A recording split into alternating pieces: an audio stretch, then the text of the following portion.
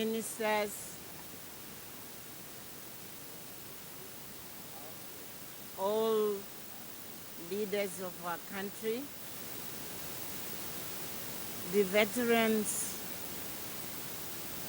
I'll mention some by name: Kathy, Shiva, George, Sophie.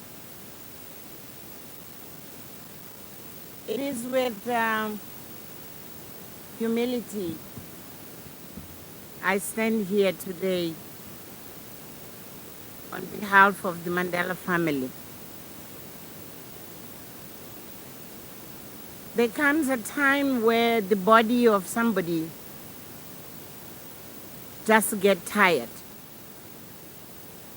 And day by day, it cannot sustain the spirit. Madiba's day, where his body did not cooperate with him, as he always tells us. The body gave in. But Madiba's spirit never changed. He was always the same to the end. And Madiba is, in spirit, the same even today.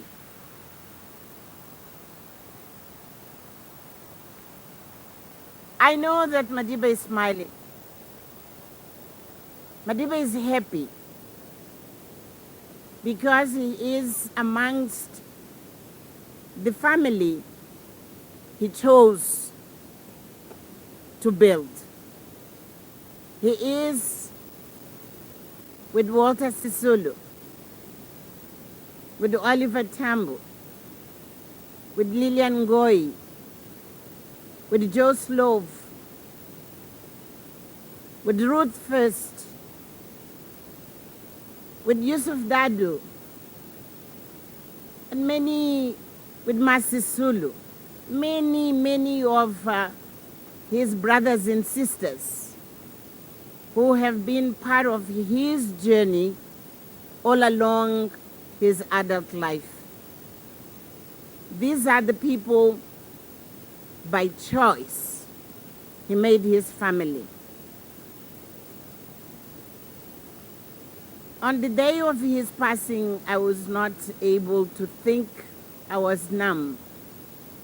But now looking back, I can imagine him tall and proud, walking, and all of them raising to receive him, and him beaming in his contagious smile, embracing each one of them and feeling, yes, that's the time he had to reunite with them. Knowing that Madiba is in good company, knowing that Madiba is happy amongst his own, has been what have sustained me along this year. My singular privilege was to be the shoulder he would lean on in the sunset of his life. I will be eternally grateful that he chose me to be that shoulder. We looked into the eyes of each other with love and joy. We walked hand in hand all along our life together. We supported each other. We gave energy to each other to nourish our hearts and our minds to dedicate ourselves to the causes we have chosen. And it's not by chance that Madiba always paid special attention to children. I love children.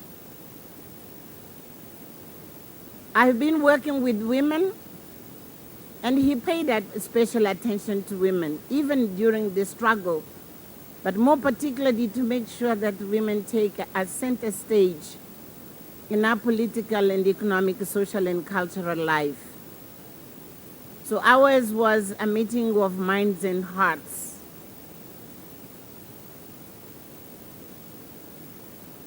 I'll be always grateful to him for having allowed me to create the space, physical and emotional, for him finally to embrace his family, one by one, daughters, grandchildren, great-grandchildren, to embrace and love them under one roof, where he could experience in his last years the joy of being the center and the glue of his family. He enjoyed greatly those moments, and I'm proud and happy that I was there, hand in hand, building that space for him.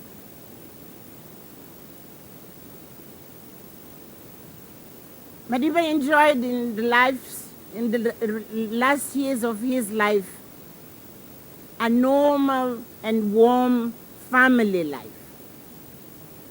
I'm proud that it was with me that you could enjoy what is the normalcy of a family home, with the predictability that in the morning, at lunchtime, in the evening, someone is there, just to give him the simplest things of life, which is to live within a loving and caring family.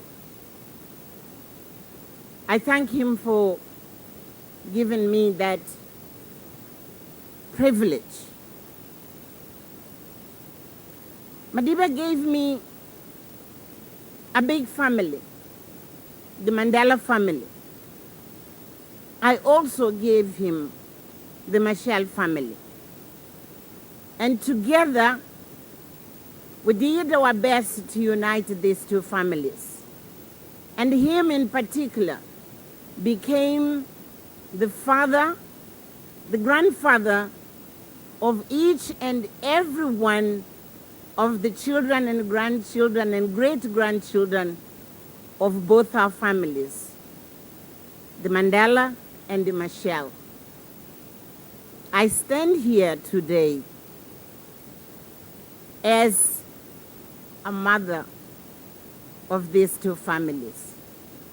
And it was my singular privilege with him, even just as the center and the glue of our family, to help him to build that space. When he passed on, he was surrounded by these two families. And we could see in his face the tranquility and the peace with which he left, as he was saying, I leave you in peace, and I want you to live in peace. I hope we'll be able to honor that gift of legacy he left for us. Let me now say something to South Africa, this great nation which has embraced us, the Mandela family, with sympathy, with love, with understanding, we will never be able to say thank you for the way you have shown really deep love for us. In our very small way, each one of us, in his or her way, we are trying to find the specific manner in which we can honor our father, our grandfather, our great-grandfather. But let me be clear. Madiba's legacy is huge. It's huge. It covers everybody, not only in our family, in our nation, in our continent, in the world. It's up to each one of us to take the stake you feel you are able and your shoulder can afford to honor his legacy. There's no one single person, one single institution, one single country even, which can claim to be the custodian of his legacy. His legacy is in the goodness and the dedication to serve others which exist in every single human being alive today and those who are going to come and who will claim to be identified with the values he embodies. So, the South African nation, Madiba's people, all I can say today is Madiba gave us the gift of acceptance of one another. And I'm clear when I say acceptance. We have a common history and we have a common destiny. We are bound to live together.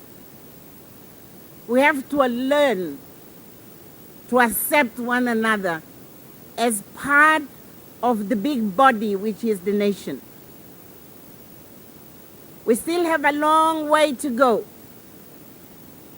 to overcome racial, ethnic, religious, gender divisions. While today we think of him, while today we honor his life, it's up to each one of us, as he clearly said it on his 90th birthday. It is in your hands. It is in the hands of each one of us to take what is your stake to close the divisions which are still within us. Madiba would like us to every day close the gap between the rich and the poor. That every South African would have a life in dignity, have food on the table, have shelter, have clean water, have security and safety. All those things we are still yearning to build on our everyday life in our own capacity. That's why we say we have a stake in his legacy. And this is what it's going to make anyone who claim to love and respect him to have a stake. There's no one who can say it is the responsibility of someone else. It is the responsibility of each one of us. I end thanking again those colleagues of Madiba who worked with him, those who are still with us, and especially those who are here today, to say we as the Mandela family, we have you as brothers and sisters of Madiba. We lean on you for guidance. We lean on you to show us how we should even conduct ourselves. Thank you to veterans for organizing this ceremony. Those who are still young, who have been much younger than Madiba, we look at you and we feel proud that this is the generation which walked the long walk with him, the generation which is continuing that big journey of liberating our country, our nation, to be free. Free from want and free from fear. Thank you very much and God bless.